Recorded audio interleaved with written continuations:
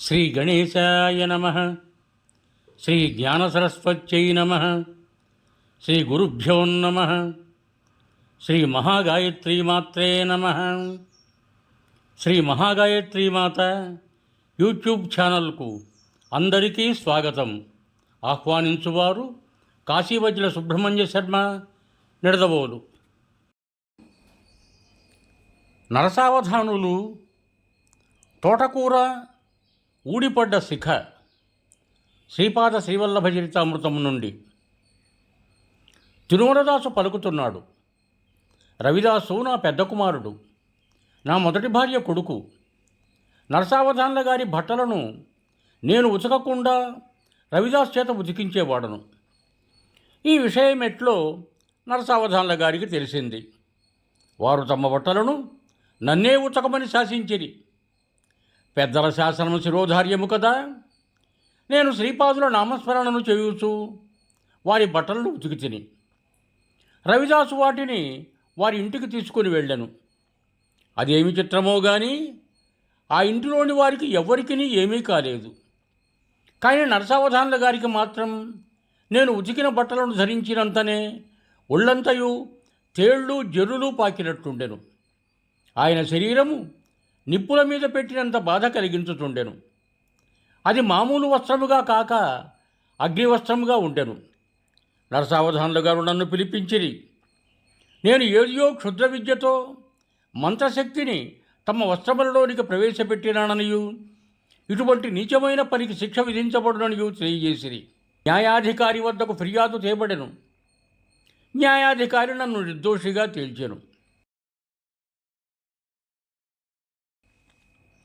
శ్రీపాదులు పుట్టినప్పటి నుండి తనకు ఇష్టమొచ్చిన వయస్సులో భక్తులకు దర్శనమిచ్చుతుండిరి. శ్రీచరణుల లీలలుతో ప్రత్యక్ష సంబంధం కలవారలకు ఇది అత్యంత సహజముగా తోచును. ఒకనాడు శ్రీపాదులు నా ఇంటికి వచ్చిరి. నేను సంభ్రమాశ్చర్యములతో, అయ్యా, మీరు ఉత్తమ బ్రాహ్మణ వంశమున జన్మించిన వారు, రజకులు ఉండు పేటకు వచ్చుట ఉత్తమము కాదు అని అంటిని. దానికి శ్రీపాదులు, పోయి నరసావధానులు ఎవరనుకుంటివి? వారు చాకలి మూటంత పాపమును నెత్తిన పెట్టుకుని జీవనయాత్ర చేయుచున్న రజకుడు. రజకుడవైన నీవు బ్రహ్మజ్ఞానము కొరకు తప్పించే ఉత్తమ బ్రాహ్మణుడవు. అందుచే నేను ఇక్కడకు వచ్చుట అసంగతము కాదు కదా అనిది.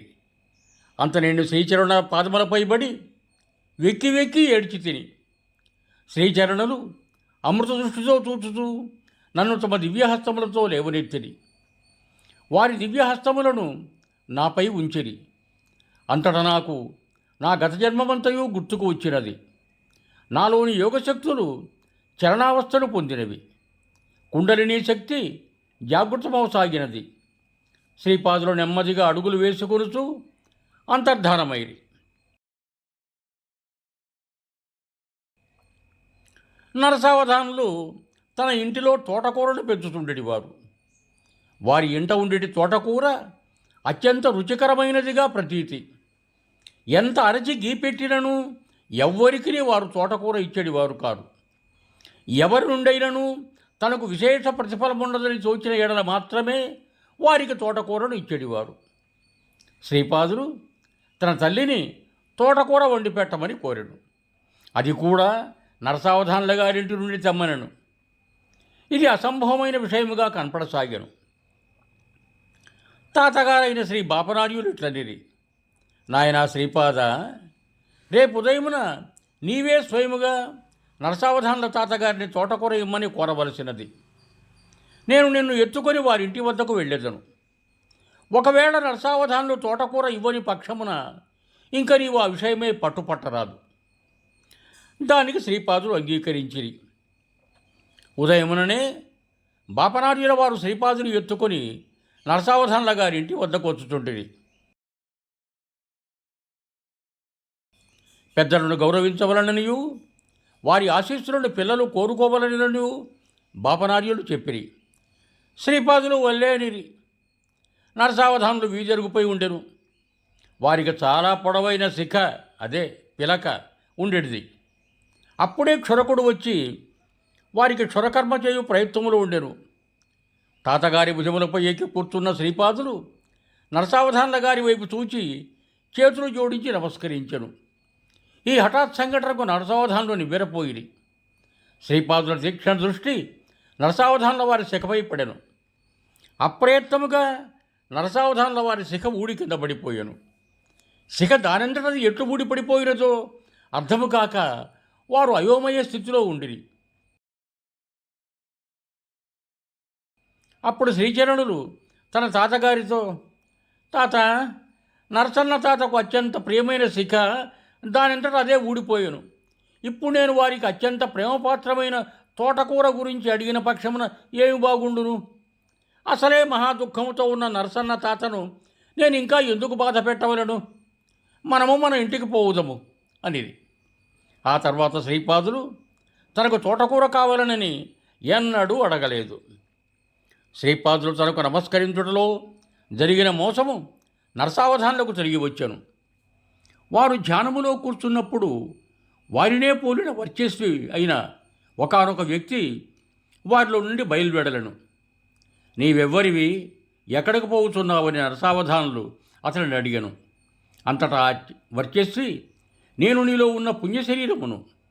నీవు ఇంతదాకా ఎన్నో మార్లు వేదములు పఠించితివి, స్వయంభూదత్తుని ఆరాధించితివి. సాక్షాత్తు ఆ దత్తుడే శ్రీవల్లభునిగా అవతరించినప్పుడు అవమానించితివి. నీకు నీ శిఖ మీదను నీ తోటకూర మీదను ఉన్న ప్రేమాభిమానంలో లక్ష్యాంశమైన శ్రీవల్లభునియందు ఉన్న ఎడల నీ జన్మ కడతేరి ఉండును. మోహం క్షయించుటయే మోక్షము. నీవు మోహపాశములచే బద్ధుడవై ఉన్నావు. నీకు అనతికాలములో దరిద్రదశ రాబోతున్నది. దానిని నివారించుటకే శ్రీపాదులు నీ నుండి శాఖదానమును కోరిరి. వారు కోరినట్లు నీవు తోటకూరను వారికి సమర్పించి ఉన్న ఎడల నీకు రాబో దరిద్రదశ నిర్వీర్యము చేయబడటమే కాక ఐశ్వర్యము కూడా అనుగ్రహింపబడి ఉండేటిది. అటువంటి అవకాశమును నీవు చేజేతులారా పోగొట్టుకున్నావు. అయినను శ్రీపాదులు కరుణాసముద్రుడు. వారు ఈ అవతారమును గుప్తపరిచి మరి ఒక అవతారమును ధరింపనున్నారు. నీవు ఆ సమయమున దరిద్ర బ్రాహ్మణుడిగా జన్మించదవు. అప్పుడు కూడా నీవు నీ ఇంటిలో ఆకుకూరను పండించదవు. సరైన సమయం ఆసన్నమైనప్పుడు నీ పుణ్యరూపమైన నేను నీ శరీరములోనికి ప్రవేశించెదను. తదుపరి శ్రీచరణులు నీ ఇంటికి వచ్చి నీవు ప్రేమతో వండించి పెట్టిన ఆకుకూరను భుజించి నీకు ఐశ్వర్యమును ప్రసాదించెదరు. శ్రీపాదులు నమస్కరించినది నీకు కాదు, నీలోని పుణ్యస్వరూపమైన నన్ను తమలోనికి ప్రవేశమని ఆనతి. కావున ఇప్పుడు మాత్రం నేను నిన్ను వదిలి వెళ్ళిపోవచ్చున్నాను. శ్రీపాదుల చేత నమస్కరింపబడటం వలన నీలోని పుణ్యరూపమైన నన్ను పోగొట్టుకున్నావు. ఇక మిగిలింది నీలోని పాపపురుషుడు మాత్రమే అని పలికి అతనిలోని పుణ్యపురుషుడు శ్రీపాదుల వారిలో కలిసిపోయాను.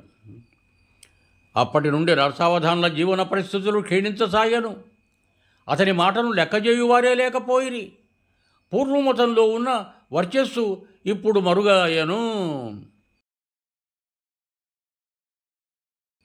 ఇవం భూయాత్. సర్వే జనా సుఖినో భవంతు. ధన్యవాదములు. మీకు నా ఈ వీడియో నచ్చినట్టయితే దయచేసి ఒక లైక్ కొట్టి మీ బంధుమిత్రులకు కూడా నా ఈ వీడియోను షేర్ చేయగలరు. అదేవిధంగా నా ఛానల్ శ్రీ మహాగాయత్రీమాత యూట్యూబ్ ఛానల్ను సబ్స్క్రైబ్ చేయ ప్రార్థన. మరొక్క మారు ధన్యవాదములతో భోదీయుడు కాశీవజ్ర సుబ్రహ్మణ్య శర్మ, నిడదవోలు, తూర్పుగోదావరి జిల్లా.